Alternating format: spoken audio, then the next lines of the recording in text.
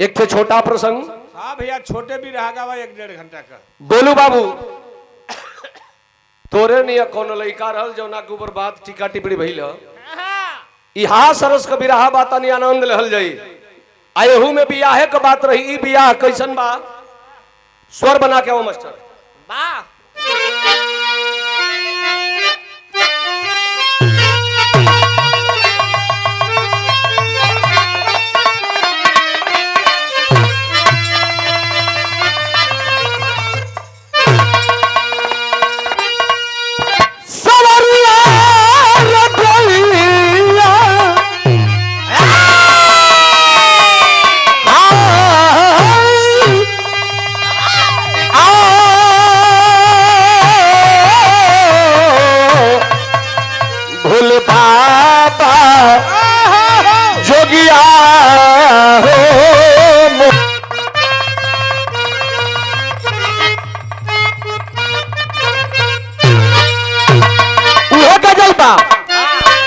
अरे कल भी मन अकेला था। मास्टर बना इनको दोष नहीं के प्रधान जी। रात कार्यक्रम को के हुआ गइलो तो दिन भर स्टूडियो में हाँ आँख मरला पैसा से पेट नहीं के भरत। पहले ही सन्यासी रहा हो राम शिष्य गुरु को बिरहा बजौलन वंदना कांड बनारस वाला और करे बाद 8-10 बरी से सन्यासी रहा। जब हमारा अनिरुद्ध छोड़ के भाग गई तो अनिरुद्ध कई गुरु हो तो ले ली तो बिगाड़ा मत मास्टर।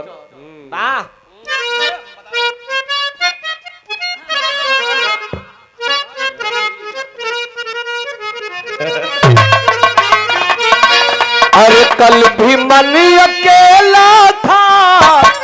आज भी अकेला है।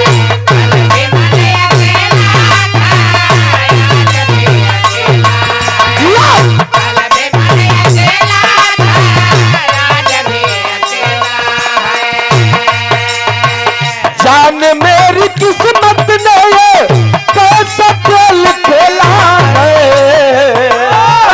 कल भी मन अकेला था अरे कल भी मन अकेला था आज भी अकेला है।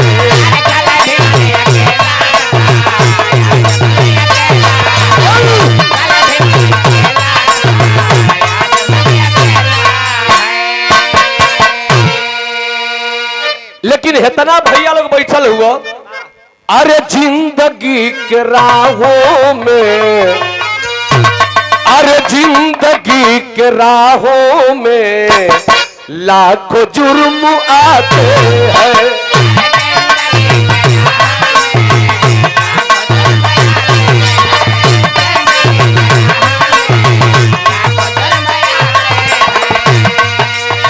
कैसी मेरी किस्मत है ये खुदा सब दिखाते हैं। अरे जान मेरी किस्मत में ये खुदा सब दिखाते हैं। जिंदगी के राहों में लाखों जुर्म आते हैं।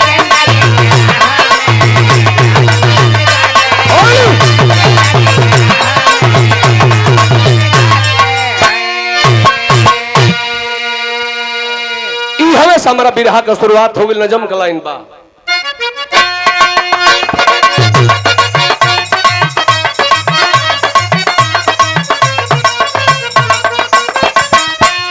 ध्यान दिलिए भैया लोग जे भी बैठल बा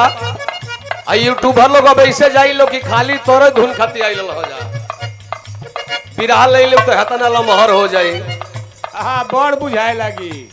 इतरे धुन खाती आवे लो कि काट काट के डालल जाए कि राम केवल को मीनाक्षी ने क्या कही और राम केवल मीनाक्षी को क्या कहा। हाँ खाली काट मंच पर है खजुआवल मुश्किल बेहतर है। तरह अगर हाथ चल गई बा ओके खींच ले लोगी फोटो में आई के डाली लोग वीडियो पर थंबनेल बना के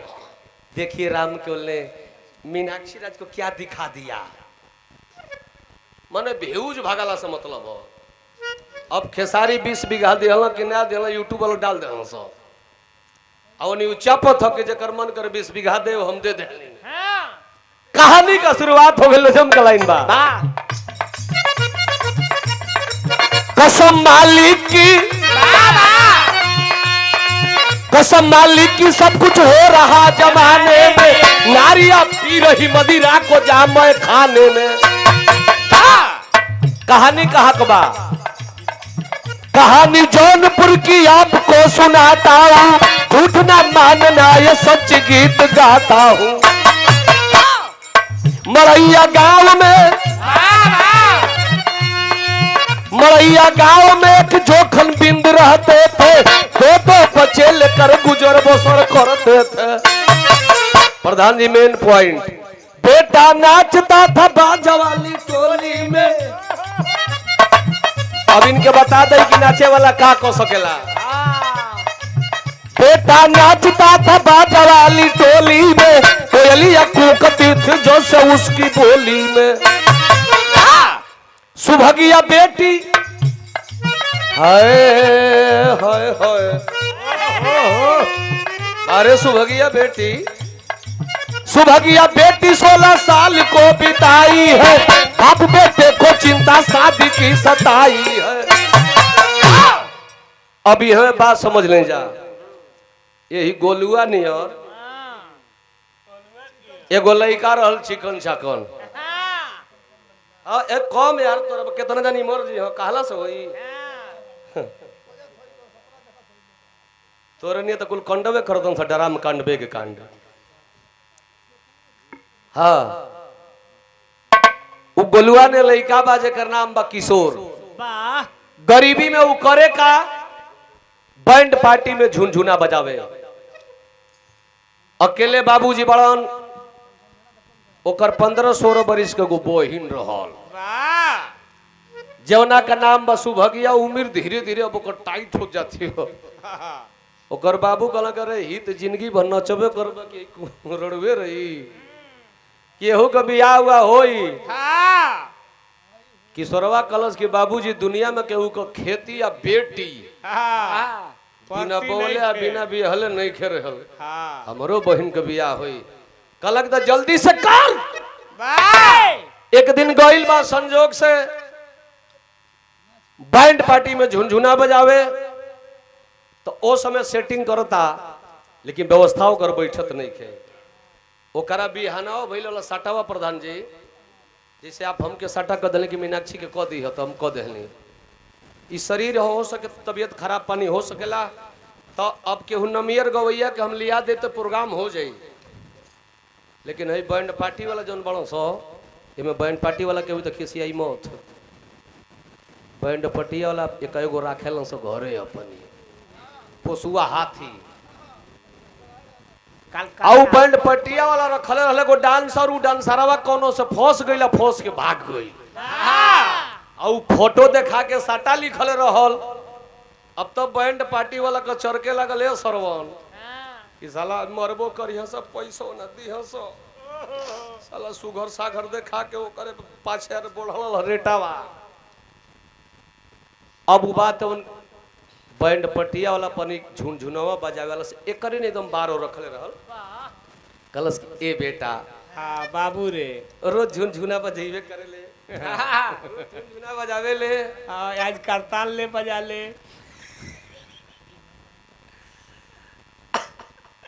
बेटा रोज झुनझुना बजावे ले वो काम कर तो के 200 रुपया देला हो।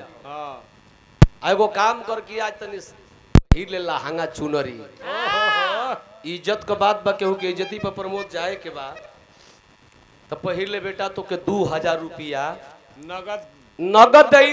आज जितना इनाम पहिए मोय ले ली है। गरीब का लड़का हो बिरहा सुने वाला भैया लोग सोचलस कि 10 दिन झुनझुना बजाई तो 2000 पाई आई एक के दिन में मलिकारवा कहता 2000 देवे के का दिक्कत है 12 रखल ही बनी चिकन चकन बटल ही बनी चल पहिरिए लही बस तो ही पहिर लियलस। अब बैंड पार्टी में जब नाचे गए तो लिपस्टिक तो ऊ लगल कि बुझाओ कि भैंसा के अथी में भाला मारल हो देखो ये सुनो एक वाह अरे जिया जिया ढाठा तोहर खेत हमर लाठा नाप दे दू चार काठा। मजा ले तड़ा सा नाच ऊंच के आइए गेहूं की डांटी पर गर्मी के दिन में बारात रुकल तो बैंड पटियन के लोग कहे बाजा वाला वजह सुत जसो अब ही लेड़ुरी पर बाजा वाला सुतल सो आ वो लवांडा का दीवाना एगो बूढ़ हो गई। वाह मैं बची सी झड़ी गई बा। धीरे धीरे लौंगे गई लवंडा बिगड़ के अपन लोअर टी शर्ट पहन के सुतल बकल की ए बाबू ए बाबू घर पोरी आई हो न बड़ा निमन कोमर हिलावत रोले अरे बाबू। अब लवंडा जात के लड़का जे है निकल कलश की साला ई दीवाना हो गया मेरा। कलश के चचा हमार घर जबलपुर जिला में पड़ी मड़ई गांव में का बात हो कौन बिरादर हुआ बुढ़ऊ कहल के बाबू हम तो बीन है बीन तू बीन हो चचा ए चचा तो हम तो बीने हैं आय रे बेटा बीन हुए त ई काम को हिया से करे लगल कलश की ई गरीबी के चलते काका करीला। कलश की बाबू रे अरे हमार दिलावा जीत ली रे दादा। लइका कलश की साला ई कहां ले पहुंची रे माई तू काहे काहे ठातड़ा आय कहां ले पहुंची बुढ़वा। ए भैया आखिर जब बात बैठे लगल त लइकावा कलश के चाचा ई बतावा हमनी का बीन बिरदरी ज्यादा है जत कल हां मैं गौवा बीन टोला हां कलश के चाचा त हमारे को बहिन है ओकर शादी करे के बा लइका बतैत तो अब बुढ़वा कहता लराह बुढ़वा ए बाबू अगर तोर बहिन तोरे नियर सुगर होई आय हाय हाय हाय अरे तो बिना दहेज को बियाह कोले हमार लइका मलटरी मोएन हो फौज में रहेला। देखो फौजी को बाप बूढ़वा बार रंगीन दुनिया लइका सरहद पर ड्यूटी करता आ ओकर बाप लवंडा पर ड्यूटी करता। हां ई खाली बम फोड़ला के चक्कर में बा। कलश के बेटा अगर तोर बहिन तोरा नियर सुघर होई तो बियाह बिना पैसा को कली दिखाई लरा बुढ़ावा सोचता कि करीब बहनिया से काम हमार चली आए करीब बहनिया से काम हमारी लइकावा का चली है करा से काम हमसे चली दिखाइए नेचरहीन बुढ़ावा वो लड़का पर दीवाना हो गई लइकावा लवंडा जात बड़ी चल हाँ खोलो पंडित जी के बोला लेला सचट तने कनारा बनला किनवा के अपने बहन के बियाह तो चलो हित तो के तिलक ना चाहिए तो चलो करो बियाह शादी तय हो गई। जाके लइका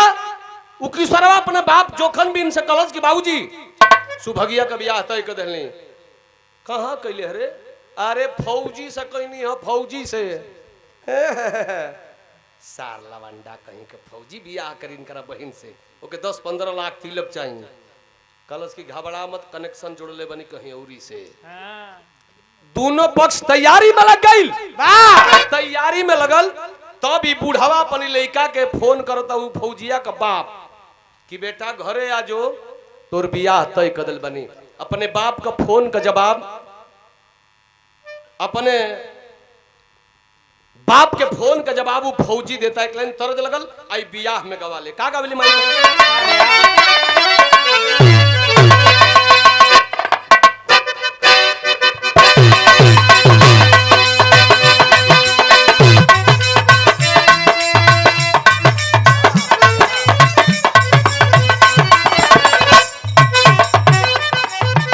प्रधान जी आई तरह देखो साठी के चाउरा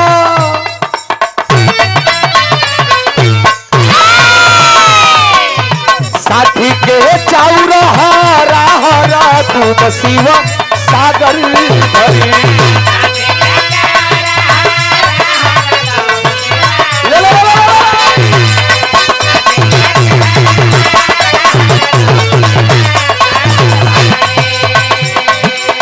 साठी के चाउरा राहर दूध शिवा सागर भरी तुम ही चलली बहिना अंगाना शिवा सागर भरी हो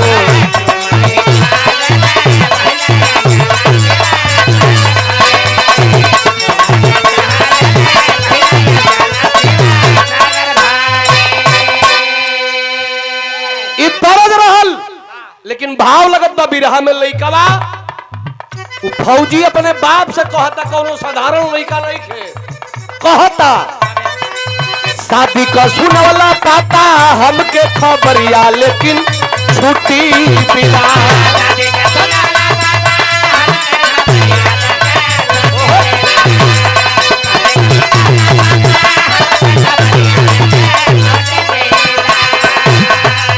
शादी का सुनवला पापा हमके खबरिया लेकिन छुट्टी बिना हो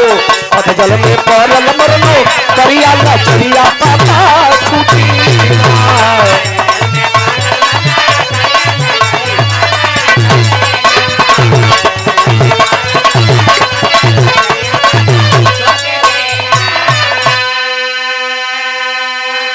लइका करत किए पापा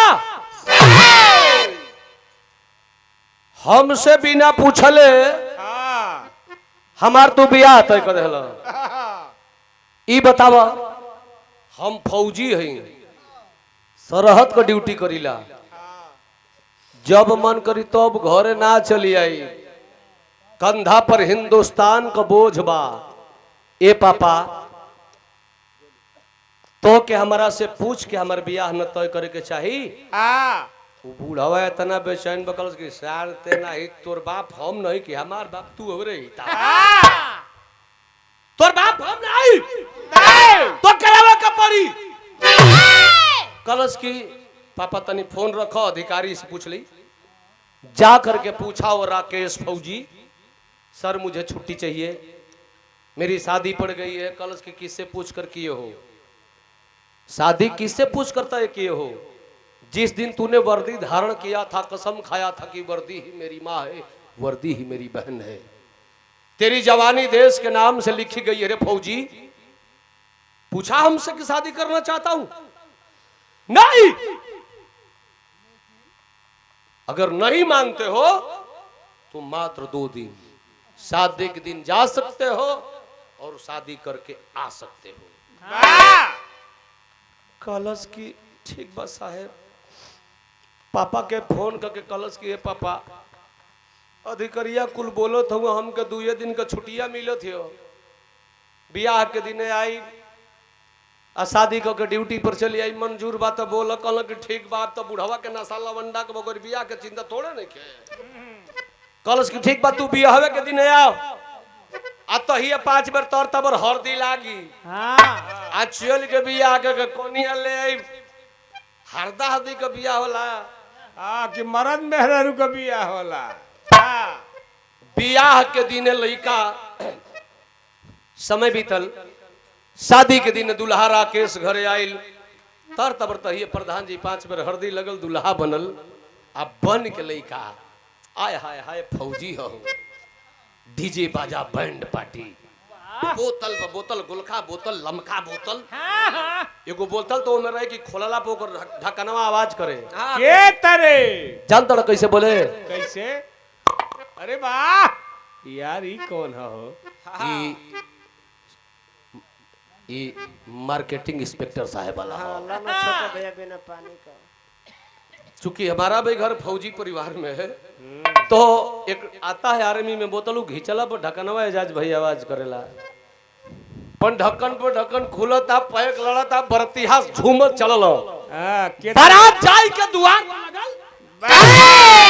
आ दुआर पर बारात जब लगल हो बाबू हई देखा वही गांव का एगो लूका फुआ रहल कलश करे बाप रे बाप हमार मर्दों का माला हमार लइकों का माला हमार दामाद किसान आ गईल आई जोखना बिन इतना गरीब एक लड़का बैंड पार्टी में नाचेला आई कैसे बियाह एगो फौजी से तय कर दलो सो ऐसन चाल चली कि बियाह प्रधान जी कटी जाओ देखो कुटनी बूढ़ कैलेस का अब एक लाइन इटावा जिला का तर्ज लगतिया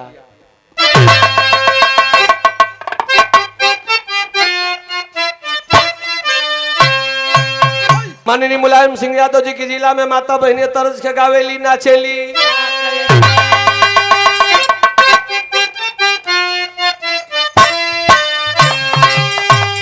अरे भैया पहाड़ी पीर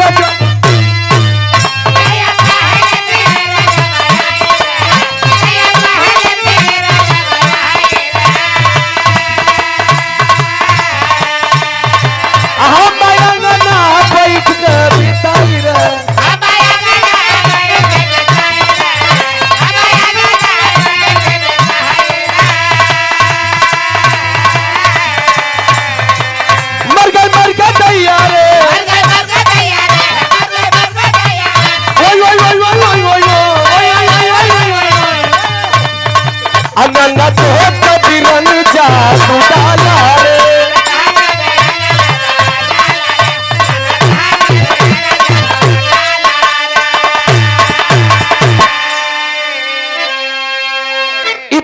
लेकिन ध्यान बिरहा पर है तरजिया से सुघर भाव बिरहों में कवि जी लिखले बानी कुटनी बूढ़ गई जैसे मीनाक्षी करवटल भरी ऐसा ही सुभगिया अपन घर में कोना में करवटल बिया कुटनी बूढ़ गई कलश की बेटी कलश का रे चाची तोरी दुल्हावा के तोर बाप देखले बा अतना रे चाची तोर भाईवा देखले बा कि नारे चाची तो तोर करम जरी गई तू कहा तना काचा काचावा सामान हाँ तोर मरद बुझाता कि साला 55-60 बरिस के बहु फौजी जरूर बा लेकिन कोई लड़का का बाप की उम्र खबर है बेटी चढ़ावती या कहलस का कहलस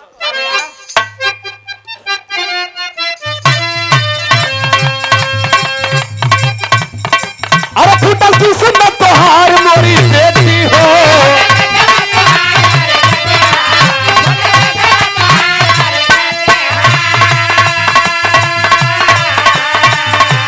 तू तो बब कतना बारू मोरी बेटी हो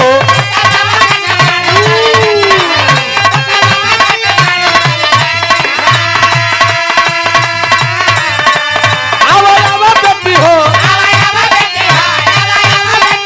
सुना बेटी हो फुलबा दुल्हा तोहार मोरी बेटी हो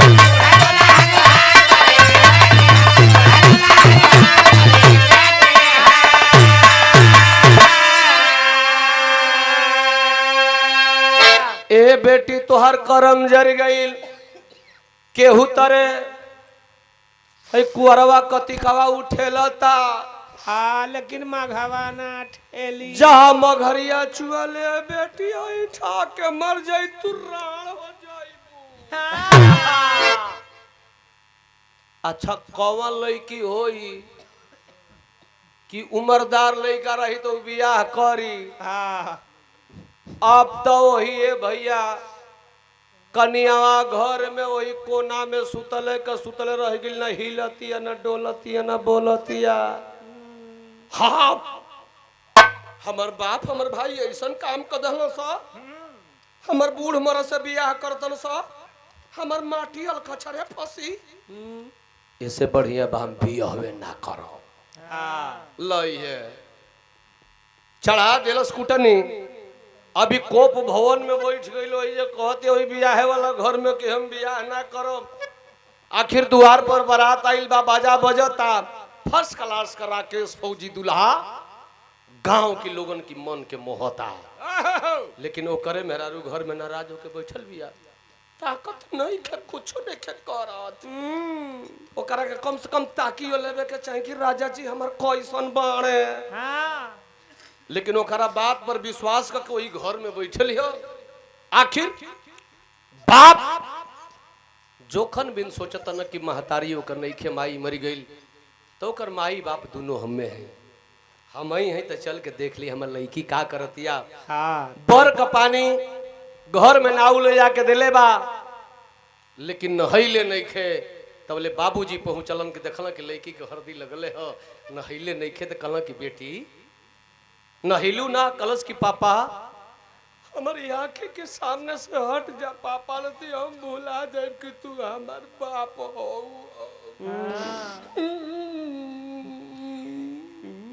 का बोल काहे रोज तू हमार माटी और कचरे में डाल तेरा पापा पापा हट जा आंख के सामने से बाप क्या कर सकता है आंख में आंसू लेकर के एक बाप अपने बेटी के सामने हाथ जोड़ करके कह रहा है बिरहा में टेरी का भाव लग गई बाबू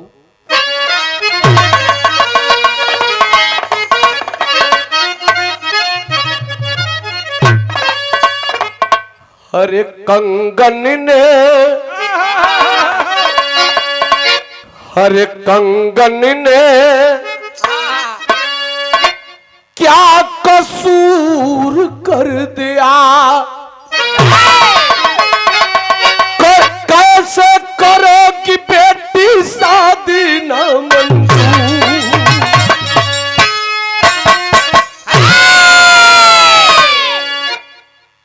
तना भैया बैठल हुआ सब क्यों खिया पतई है द्वार पर बारात आई लोग के प्रधान जी आ बेटी कह दे कि बियाह न करो वो बाप के ऊपर खा गुजरी कलश के बाबूजी चल जा हट जा नहीं तो हम हाड़ी डाली चला दे बाप हट ताड़े तबले ओकर जौन की सरवा लवंडा भाई रहल कलश का बेल बाबूजी कल रे बियाह नहीं करत रे करे काहे नहीं करत सधुआई रवि का रे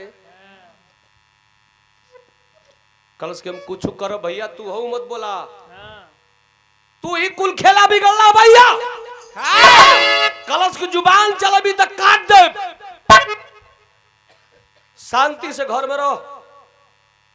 बाबूजी जोखन बिन कला कि किशोर जो बरती है उनके कह दे कि बियाह ना हो कलश करे बाबूजी बारात 3 मन का आवेले दुल्हा सोचेला कितना बढ़िया दुल्हन मिल जाई समधी सोचेला कितना बढ़िया दान दहेज मिल जाई बरतिया सोचेला कौन कौन आइटम खा लेती बेचारा बिना खैले आइल हुई सो अब कोई दिल के बियाह ना करके बेचारा गरी आवत देह से बरतिया उनका कौन दोस्त भाई तवन को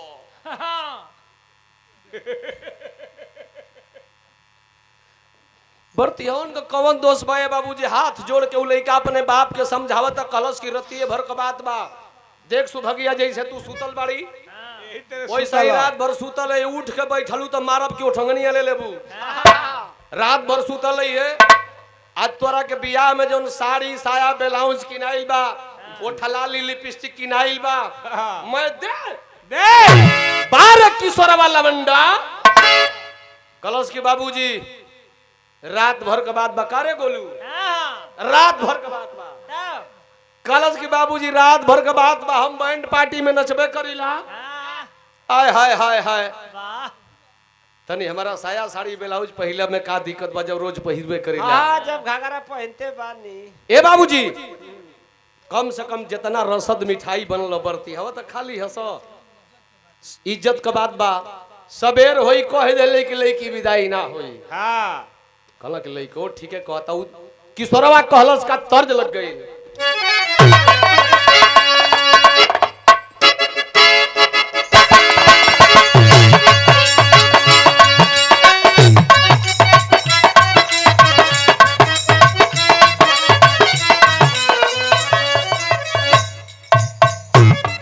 ई तरज हमारा बा इंस्पेक्टर साहब खाली ड्यूटी पर हम तो मलकाइन खिसी है ना हमिंग बा हमें भैया देख लिया दुल्हिया कहते कि जा तू ड्यूटी कर बहुत तोहर देख लेनी हम क्या बुझाता कि वो नियत तोहर कहीं कनेक्शन बा ए राजा हो दुल्हिया कहती है प्रधान जी जात बानी नहीं हर हमार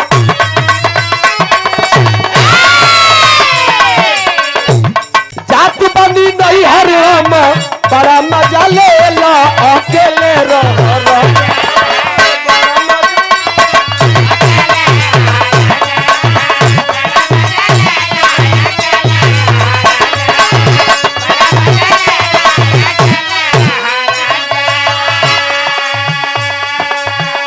अभी हवे से बिरहा में आनंद आ जाई ध्यान दे जाई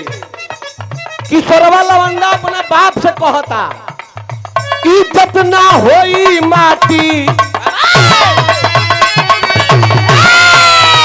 इज्जत ना होई माटी झंके अवेला मारो में चल बाबूजी छोरा कुल झमेला मारो में चल बाबूजी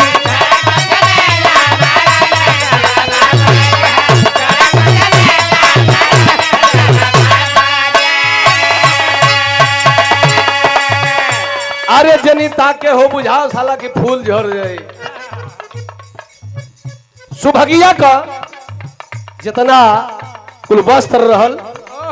प्रधान जी वही कोना में पहिरा था कलश तू मारो में जा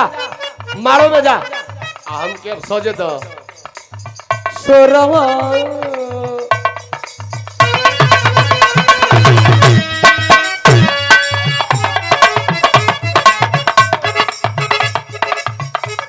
ए अनिरुद्ध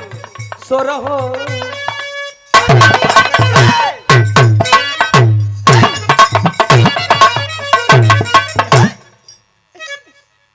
सोरहो सिंगरवा सजावेला किशोरावा है।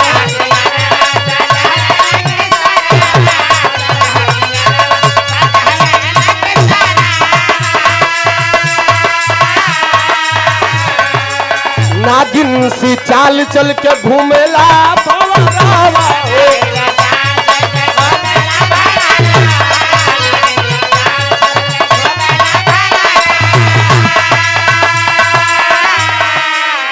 अतबले मांग में सिंदूर पारा झंखे आवेला मरो में चल बाबूजी छोड़ा सब झमेला मरो में चल बाबूजी। बिरहा सुने वाला भैया लो किशोरवा सरोहो सिंगार में सज गई जैसे हमार गोलुआ बाब के पहिरा दल जाओ साया साड़ी बनाऊं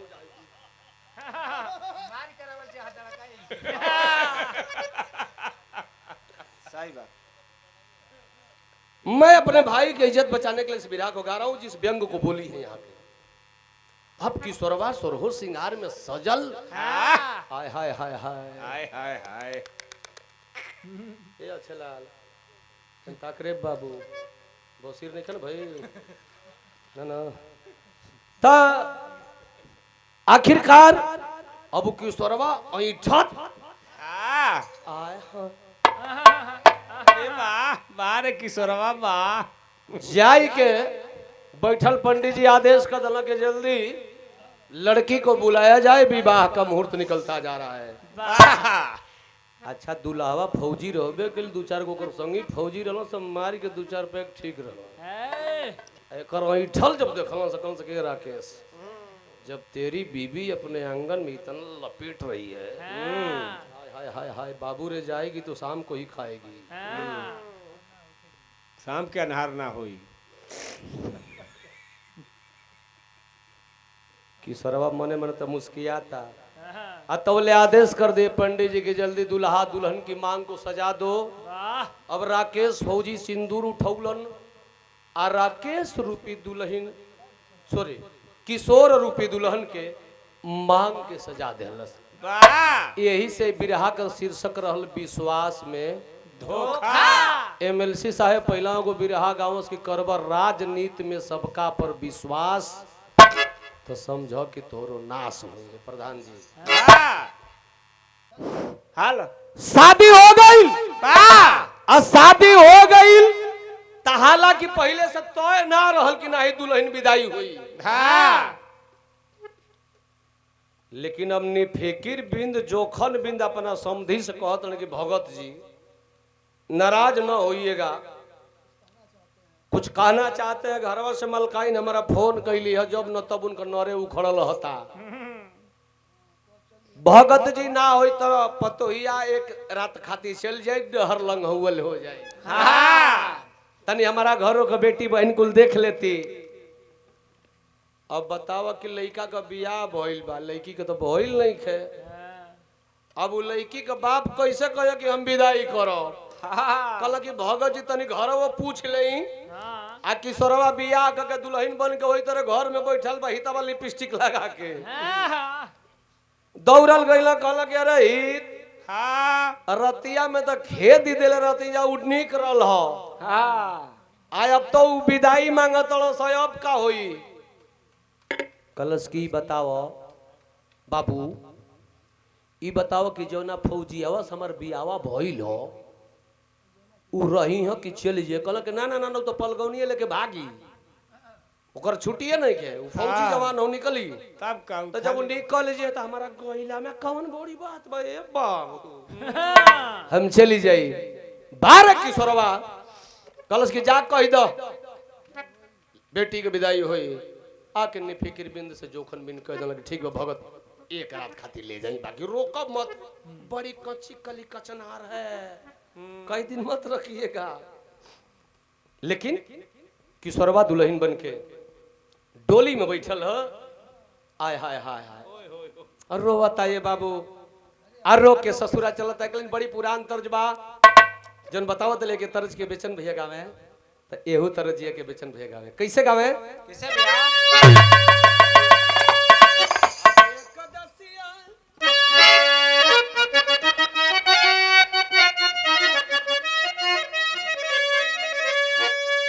कि आ जाए कदसिया अरे बिहाना तू वो दसिया तेरा सिया के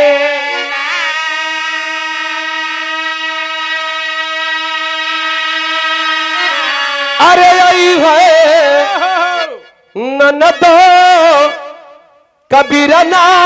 तेरा सिया के अरे साहेब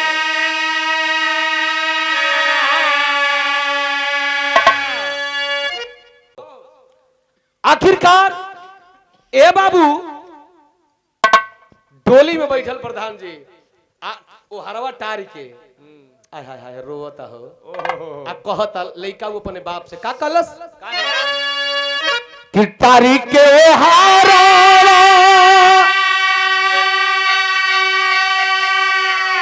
अरे रोता बा किशोरवा सुनाए बाबू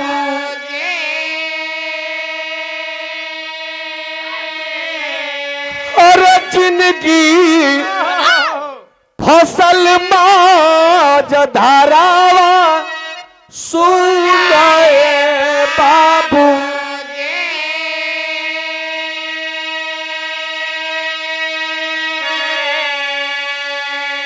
पूछी जन दीना जानी अरे पूछी सैतिया सुनाए बाबू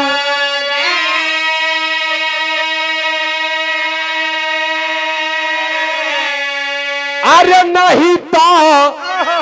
हो जाई मवतिया सुनाए बाबू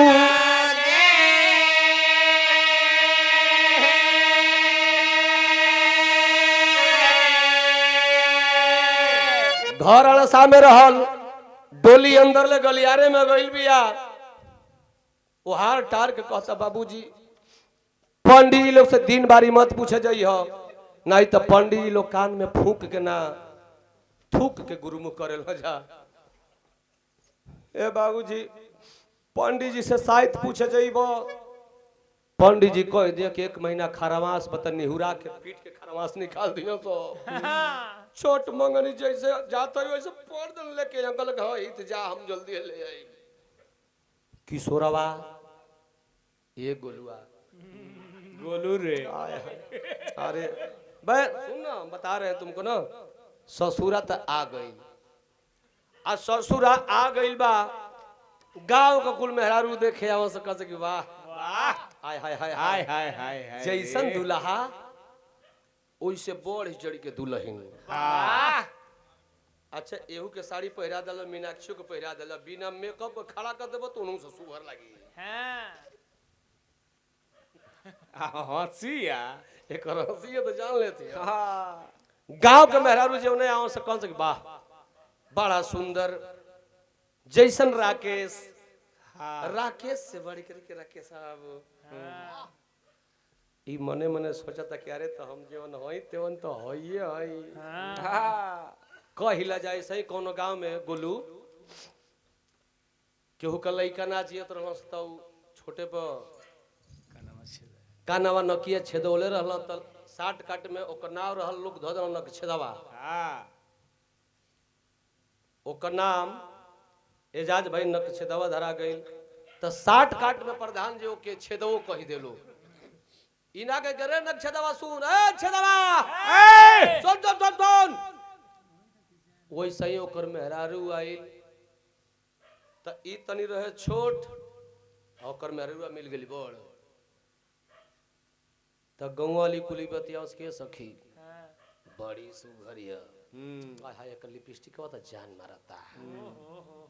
लेकिन बस तनिका एक छेदवे छोट बा सखी हो वो मेरा रुआ सोचते ई माई का की सवती हमारी छेदवा के बारे में कैसे जान गई सर आऊ तो जानत नहीं के कि हमारी मर्दा के कहतड़ी सा आऊ जेव नहीं आवे तेनो के कि दुल्हन बड़ी सुघर यार बस तन के कछा दवे छोट बा पर होला ऐसन हो इहो गइल हो तेनो के कॉलेज के दुल्हन बड़ी नीक है बाकी बच्चा देवे छोट बा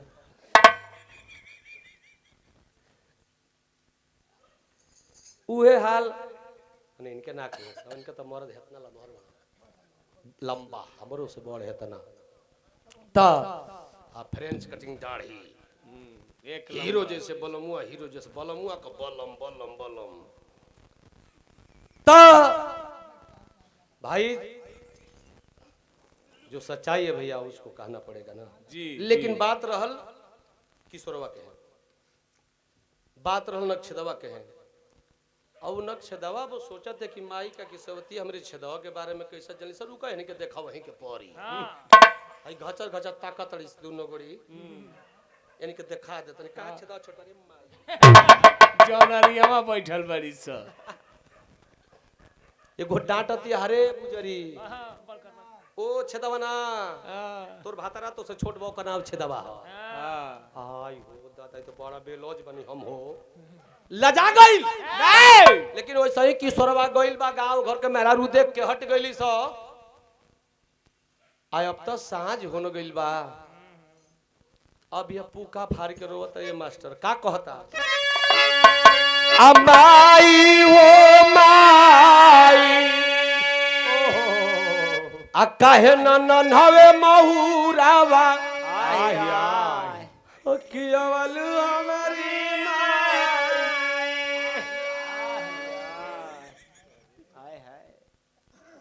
रोवत रे मत एकदम बियाइल गाय ने चिचियाता आही आही करता एकदम डकरता बुढ़िया सुनलस कॉलस किए बहिनी अरे लड़की अरे एगो माई बाबू छूटल त एगो माई बाबू मिलल रे एगो माई बाबू छोड़ के आइल बिया रोवतिया ए बेटी एकरा लगे बेटी चल जा कोनो जाके सुतस तो रोवता कहता का कहता विदेशिया के भाव लगल का रे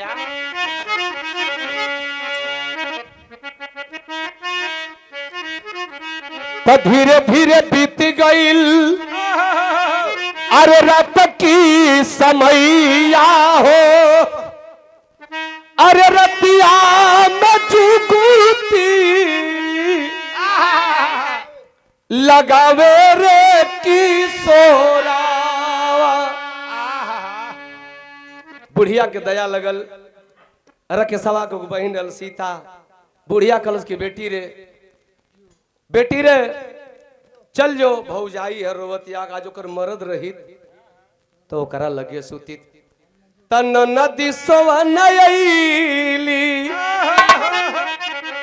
यही बाबूजी संग से जरिया हो मनवा में फिल्मी गीता गावे रे किशोरा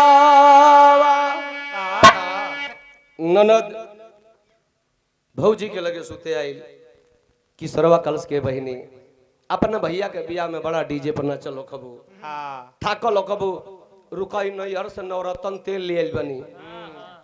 तनी चाती दे गर्मी के महीना रहल मई जून का एक पसर तेल चात के एगो फराटा फेंक चालू कर दलस आ फराटा फेंक जब चालू भइल त ननद के त नींद लग गई मीनाक्षी राज देखिए नाचने वाला क्या कर सकता है नींद लग गई जाति का लवंडा चुतिया गिरी क दियालस नहीं मीनाक्षी जी के ना भाई हम सॉरी वो अपनी ननद को सवेरे नींद खुलल लड़की का सोचा था कि हम हूँ लड़की आ वो लड़की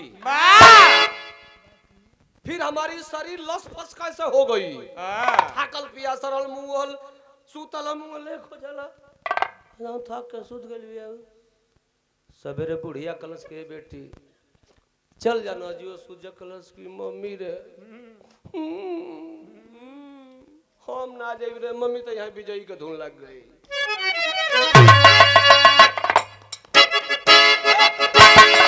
डर डर डर डर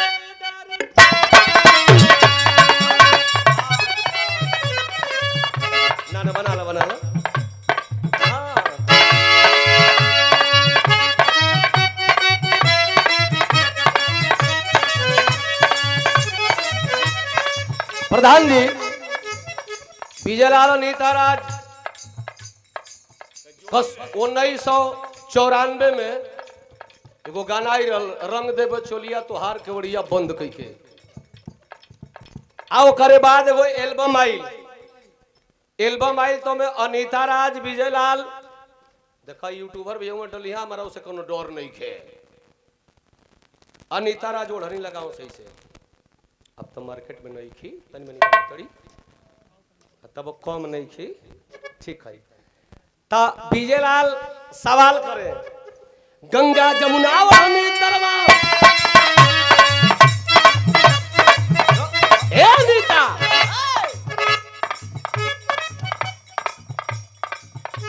सुन रही हो कली हाँ हाँ बोलिए सवाल करे विजयलाल का सवाल करे अरे चढ़ल जवानी पाके गोरी लइकन के ललचावलू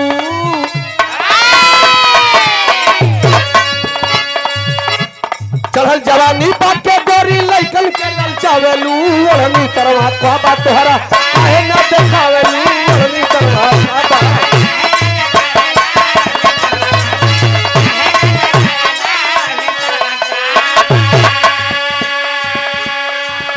अनीता राज का है विजय सुना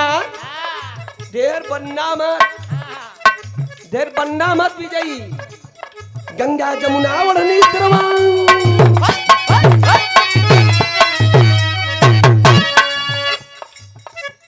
अरे अनीता राज गंगा जमुना ओढ़नी तरवा एक जमाना जानेला काम निकल गईले पापा दुआ के होना पहचानेला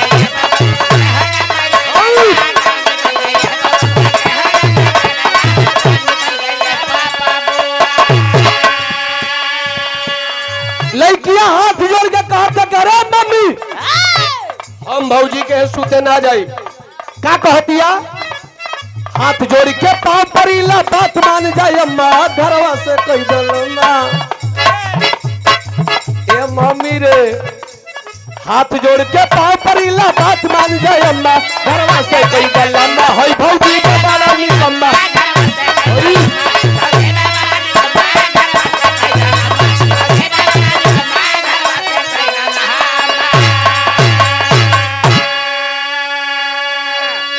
बुढ़िया कलश का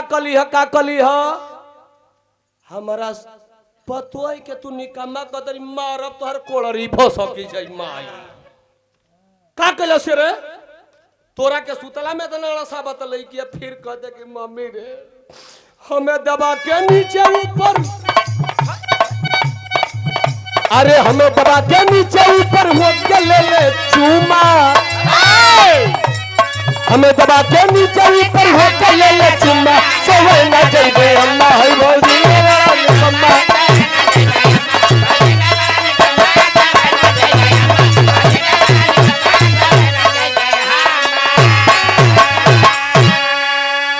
गलत किया नहीं एकदम ना जाई ई नहीं के कहत कि मेहरा रुना हो मेहरा रहा बस तोपले कहते कि हम सूतल रही ना तो मम्मी चूमा लेत रहुए बुढ़िया कल उसकी पागल कहीं का पदहरू बटले बड़ी तब का हाँ ननो धई पदरा हो भौजाई या कुदुरा के गो ले ले तो का हो गइल रे कलश की माई हम ना जाई तब का तब ले ओ राकेश फौजियावा के भाई एगो मुकेशवा रहली स्कूलवा से चली आइल घरे देखलस की माई चिरौरी करती है जात नहीं खे कलश की माई जाए दे नहीं खे जाता जो हम ही जाई हम देखा हो सार का काल घेर ले बा कलश की माई जो हम जब सोचल रुका भैया है नहीं खाओ चली आनंद का जिंदगी हम ही भोग ले अब चलल लइका तो हमारा बिरहा का आखिरी तरह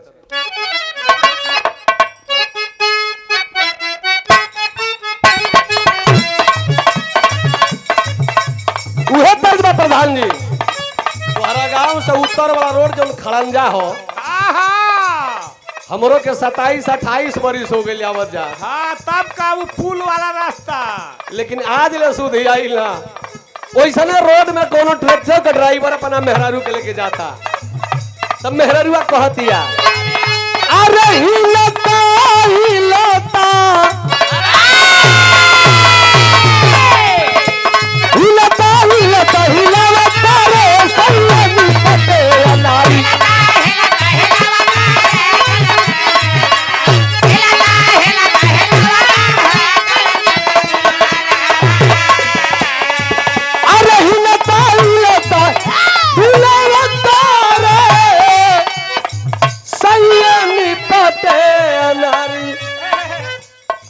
गचकी में अरे गचकी में डाली गचका रे सयानी पे चला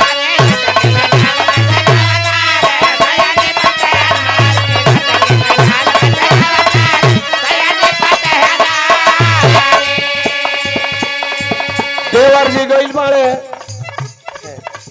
कि सरवा कलश के बबुआ आरामो ना कैल चल गई पड़ है बियाह में तो थकल। हाँ भौजी बहुत हम डांस किया था। कलश की डांस कैला ए बाबू तो सुनो तनी है हिमगंगे तेल ले आइल बनी। हाँ हलिया वन तोहरो चनिया पछिया थी दी कि सोरवा उन की चानी पछिया थी दिहलस आ वे पंखा उन के लगा दिलस जौन लेके आइल है नहीं हरवा से। अब पंखा जब चलल तो देवर हित सूत गइल आ सूत गइल तो देखई नाचे वाला का करता।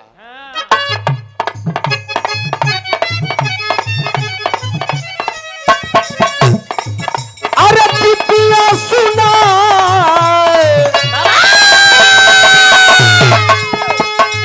देवर के गाना सुनावत रहल एक आध गो गाना गोलस डांसर रहबे कइल आ देवर सूत गइले त कैलस का। अरे पिपिया सुना धर्म वाला सुरे रतिया में किशोर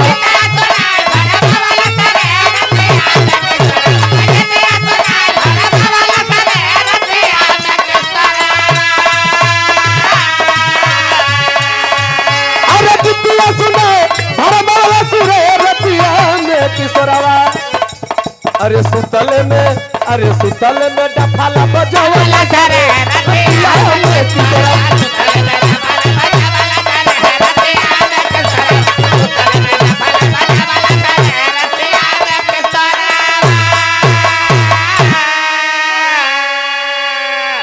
छोटे उम्र का 72 साल का देवर बा आई किशोरवा लवंडा साला नाचे वाला जो बाचने वाला नहीं है तो घटना कर दिया वो कांड कर दिया। देवर भागल जाके कोचिंग में जाके सुतल रही तो इलो ना सवेर भइल में फिर रोता बुढ़िया कलस कहे बहुअर आ मुकेश आऊंगा आ कहतन के भौजी गरम होता हम जहां कोचिंग करला हो जे जातने हो जे चल गेल हई हां। अच्छा केहू तरह साझी के आइल डेरा तक माई भेजे मत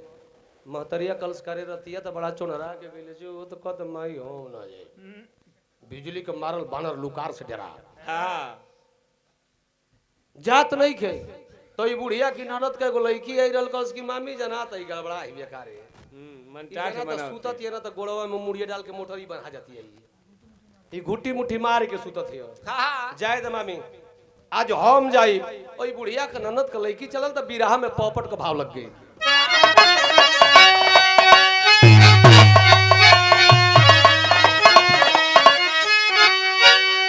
रुका जब गइल ननद कलई की कलश की एक जना के चतली हिमगंगे एक जना के चतवी नवरत्न ये बड़ा छलकत है एकरा में का डाल दी रुक एकरा में करुए डाल दे कि महक जाए। करुआ तेल डाल के ए अमर फिल्मी गाना ननद के सुनावती है लेकिन उ सजग भी आए बेरी कलश की आखिर बहनियों भागल भयो भागल ई के तेरे सुततिया कि भागावतिया सजग सुतल है लेकिन भैया हो नींद है ना लाग जाई। आखिर नींद जब लागल तब किशोरवा गाना न सुना दिल भाई सजगा है तनी जान के खखारतिया और जैसे करते वैसे किशोरवा का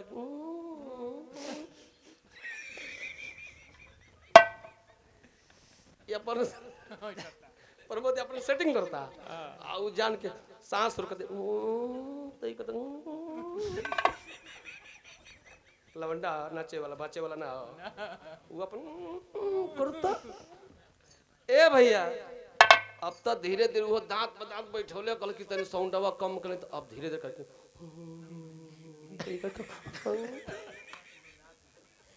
अपन धीरे धीरे सेटिंग करता आ तबले पोजीशन जो ही लवंडा बनौलस घाट दे पहपटा गेल हो।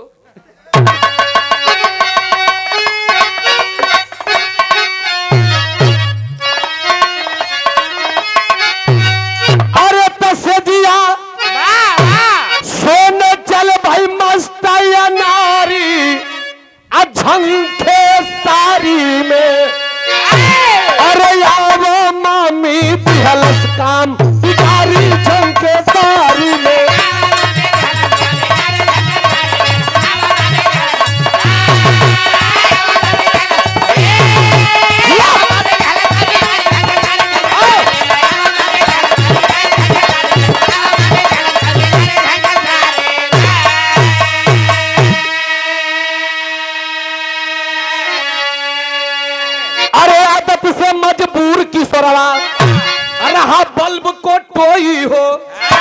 बात बात में कुछ रात बितल, तब उतान होई क्या आय आँख खुलल, सब सूख गइल बे क्यारी झंखे सारी में सिंगल देखत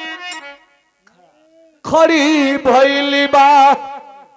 गाड़ी झंखे सारी में। जैसे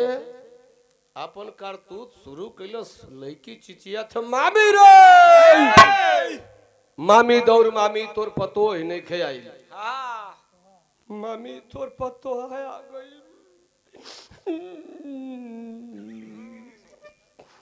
मामी तोरी बेटा का करम जर गिले, मामी जर गइल, माँ घर के इज्जत चल गइल, कांड कांड कर दिया। बुढ़िया कलश की खबरदार, ननद कलई की हो हमार सीता ऐसन पतो ही, हाय हाय हाय कलश की सीता कहत तो तने कर फीता टो ना मामी, कविता कमा हाथवा ध के बुढ़िया का करे सीना पर लगौलस, त लगन का दिन रहलो गरी ठीक ठाक रहल, सुई लगवा के अपन व्यवस्था ठीक है। हई इतना बैंड पार्टी में कुल नाचत हुई जड़ा को थोड़े हुआ, ये कुल मर्दाना वसे कुल के मेहरा लइका बन से साला खाली बनौटी में पर फसौले हो। प्रधान जी तनी सीध कीजिए, आप गांव के प्रधान रहे हैं, पहले लोग सुनने में आवे हमरो उम्र 48-49 वर्ष हो गई, आज ले भी कोई क्षेत्र में ही ना सुनले कि फलाना कहीं जड़ा लइका भइल बा। आई साला पता नहीं कहां से रोज पर भुर भुर भुर भुर भुर भुर भुर रंग बिरंग का आवल करतन सब, का खाली कलकत्ता में ही जड़ा पैदा होलन, ये अपन पेशा है, अपन बनौले बन सर रोजी रोजगार चलत सब। आखिर बुढ़िया कलश की बेटी अब एकर चेक हम नहीं कर सकत, एकर चेक एकर भरोसा एकर पर, एकर बेटा करिए रुका एगो हाल एगो काम कर लो, हमके तनी फोन लगा के राकेश कदस, और बुढ़िया अपने बेटा के फोन लगवा के कलश किए बेटा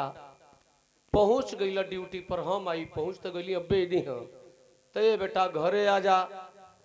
तोहर बाबूजी मर गई। बाबू कैसे रे, पता न कौना खुशी में हार्ट अटैक हो गई है, चढ़ दिन छुट्टी फौजी लिहलस, बाप का मौत पर छुट्टी लेके घरे की ओर चल, तनी हवा का बात ये छोड़ा, अब तो एक रात 2 रात 3 रात बीत गई, अब वो किशोरवा का बबू अब लेके अपन चौथ सौत पहुंचो तन के चली ली आई गइल बना 3 दिन से पता न छोड़ले बना जियत की मुंह आदि हल सा बाबू चलल हम त बिरहा में अल्लाह का भाव लगल।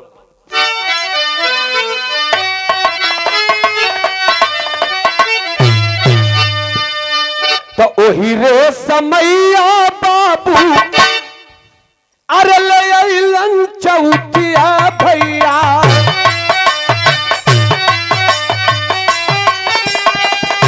मन मन किशोरा रे लागर सा,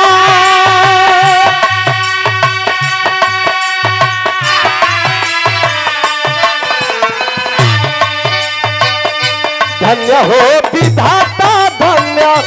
तोहरो विधनवा बाटे, अरे भइल बा विदाई छोड़ के चलल ससुराल,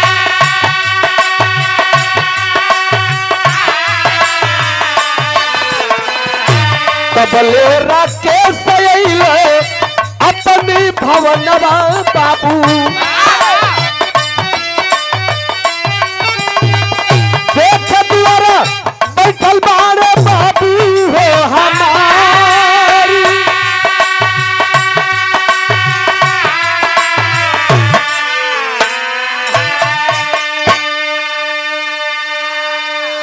जोखन बिंद गइलन की सरवा का बाबूजी कल गे भगत जी भगतिन 3 दिन हो गए,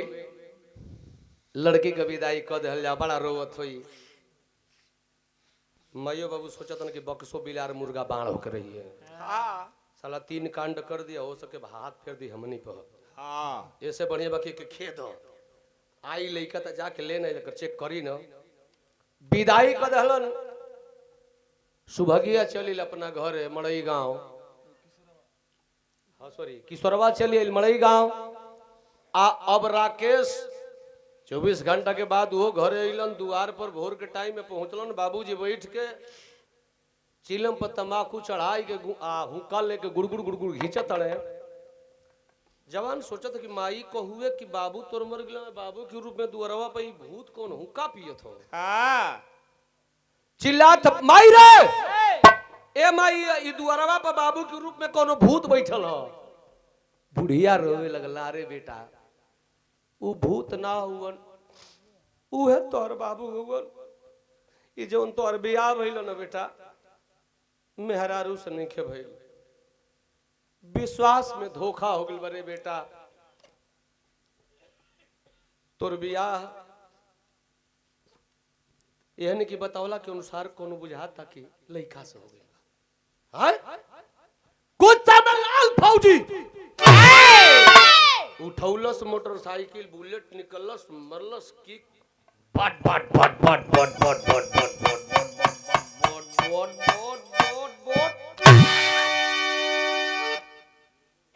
बट बटावत ससुरारी पहुंचल। आज जाए के वही जोखन बिंद जी के दुआरी पर डिस ब्रेक मारता आ चश्मा ऊपर कैलस तो वो जो सुभगिया जन ओकर ओरिजिनल मेहरारू रहल पहिल जन तय रहे उ झाड़ू मारतिया। हेलो जोखन बिंद जी का घर यही है ना? हाँ घर बताइए के हई के हई? अरे हम जोखन बिंद के दामाद है राकेश। अब ओकर ओरिजिनल मेहरारू जब देखलस कलस कि ओ हो हमार राजा जी आई हो इतना सुगर। और माई का की सवतिया कुटनी हमर बियाह गड़बड़ा दिल हम देख ले रहती हो तो अपनी राजा जी के छोड़े लेने रहती हो। हम घरवा में जाई आ पापा से कह के बुलेटिया पर चढ़ के रे माई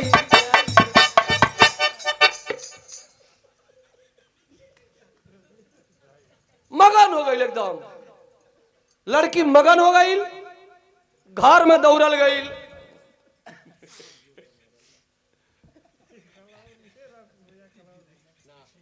अब 24 तारीख खातिर रही कुलना मीनाक्षी जब छोड़ दे 24 के दामू 24 के छोड़ दे।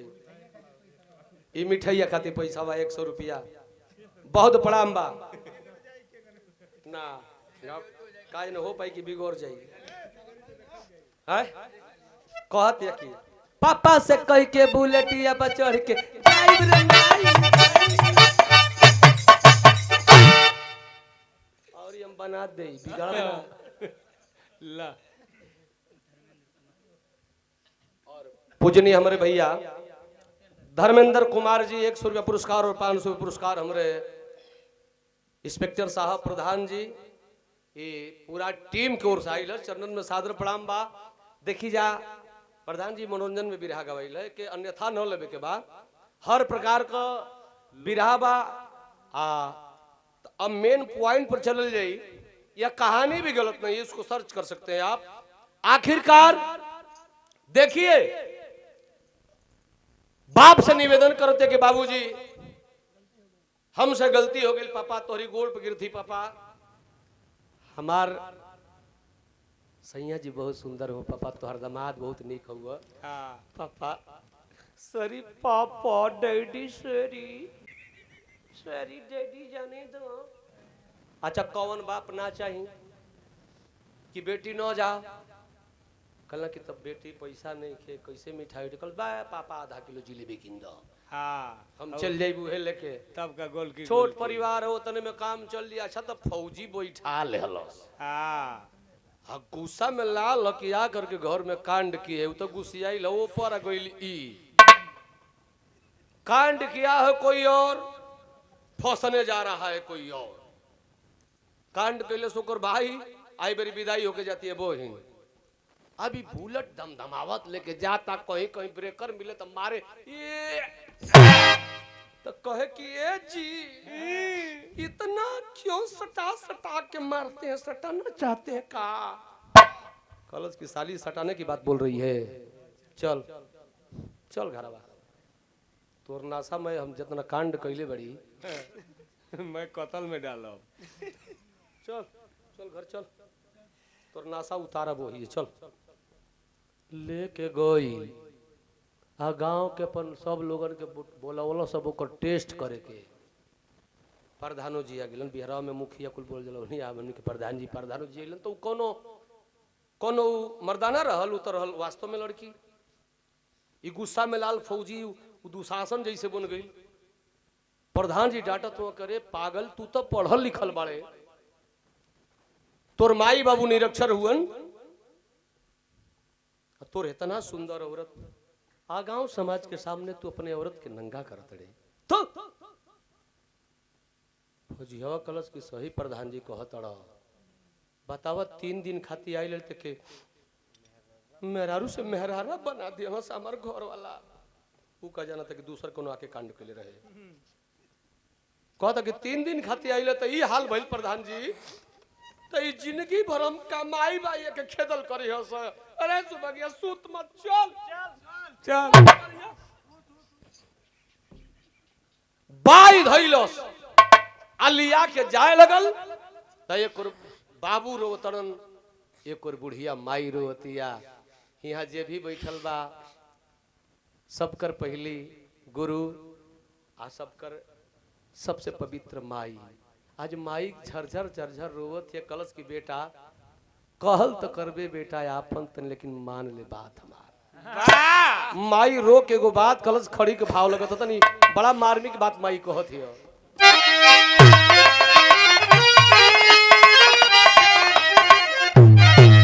अरे तबले सुभागिया के चल ले लिया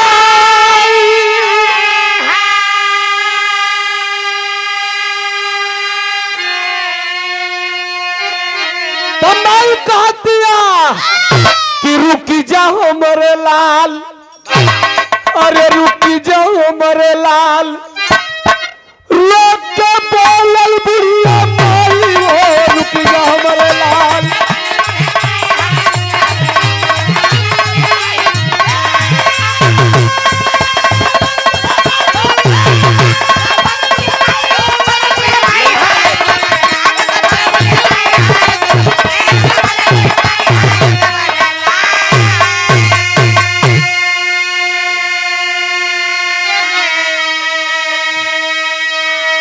माई हाथ जोड़ के रोवा ताड़ी की बेटा लइकन की बतिया पर दिहली न ध्यानो, अब बहु बेटी बोली सब करे कई समानो।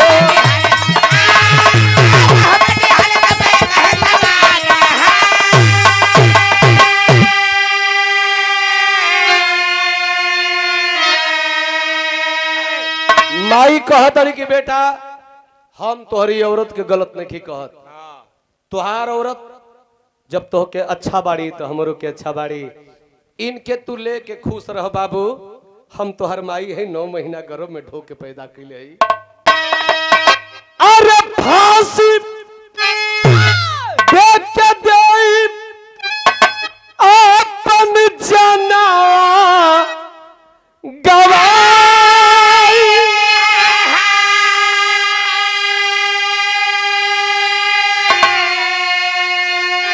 अरे रुक जा हमर लाल,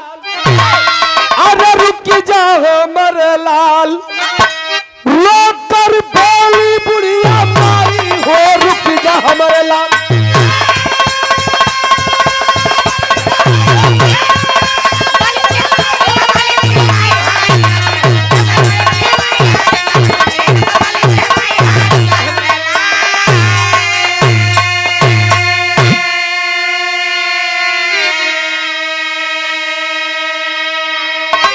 आखिर उस सुभगियो गोड़ पगिरल अपना पति के सैया जी जब अम्मा इतना रोवत तड़ी एक बार जो ही दे जाय दे का खिसियाई ना जी। आखिर अपने गुस्सा को रोक लिया और राकेश फौजी घरे रहे लगलन। ए बिरहा का मेन गौला का मतलब ई बा कि कुचरा कुचरियों से सावधान, सावधानी हटी तो दुर्घटना घटी। आज कुचरी ये बिराह में ना पड़ल रही तहियो के काम दू सही दू तीन तीन गो कांड ना भइल रही हाँ खाली रामायण भइल रही। भैया आखिर वो फौजी अपने परिवार में रहने लगा। हमार बिरहा समाप्त हो गई। आखिरी लाइन जय जखाड़ गुरु जद्दू लौटन कील हरे फुलवारी गंगा सागर सुबास मितवा श्यामलाल गुणकारी कंगन ने क्या कसूर कर दिया यादव राम कमल की घटना का मशहूर कंगन ने क्या कसूर कर दिया।